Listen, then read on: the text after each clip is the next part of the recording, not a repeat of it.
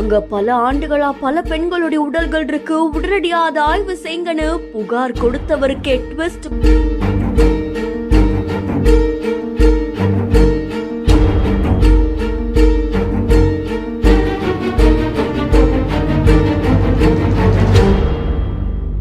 தர்மஸ்தலா வழக்கில் திடீர் திருப்பம்.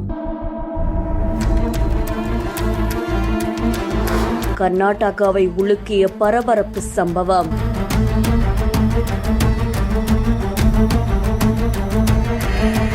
தர்மஸ்தலா கோவில்ல 1995 இருந்து 2014 வரைக்குமே துப்புரவு பணியாளரா பணியாற்றின ஒருத்தர் காவல்துறையினருக்கு ஒரு அதிர்ச்சி அளிக்கக்கூடிய புகாரை கொடுத்திருக்காங்க. அந்த புகார்ல பல ஆண்டுகளா நூற்றுக்கணக்கான பெண்களுடைய சடலங்களை இங்க புதைக்கவும் எரிக்கவும் தன்னை மிரட்டி இருக்காங்க, காயப்படுத்தி இருக்காங்க அப்படின்னு அவர் ஒரு அதிர்ச்சி புகாரை கொடுத்திருக்காரு. இதை தொடர்ந்து மாநில அரசு உடனடியா ஒரு சிறப்பு புலனாய்வு குழுவை அமைச்சிருந்தாங்க. இந்த குழு புகார் கொடுத்தவருடைய கூற்றுகள் குறித்து ஆய்வு செஞ்சிருக்கு. புகாரோட ஒரு பகுதியா அவர் சொன்ன இடத்துல போய் தோண்ட ஆரம்பிச்சிருக்காங்க. அங்க இருந்து சில எலும்புகள் எடுத்திருக்காங்க. அதை தொடர்ந்து அந்த எலும்புகள் தடயவியல் பரிசோதனைக்குமே அனுப்பப்பட்டிருக்கு. இந்த வழக்குல புகார் கொடுத்தவருடைய முன்னாள் மனைவி ஒரு குற்றச்சாட்டு முன் வச்சிருக்காங்க. அவங்க என்ன சொல்லிருக்காங்கன்னா, இந்த நபர் பணம் சம்பாதிக்கிறதுக்காக பல பொய்களை சொல்றது வழக்கம், அவர் பல வருஷங்களா எங்க கூடவே சேர்ந்து வாழல, அவங்க ஒரு அதிர்ச்சி தகவலை கொடுத்ததா கூறப்படுது. விசாரணையின் போது அவர் அவரது வாக்கு மூலங்களில் முரண்பாடுகள் இருந்தாலும் பொய் சாட்சியம் கூறியதாலும் காவல்துறையினர் இந்த சம்பவம் தொடர்பா புகார்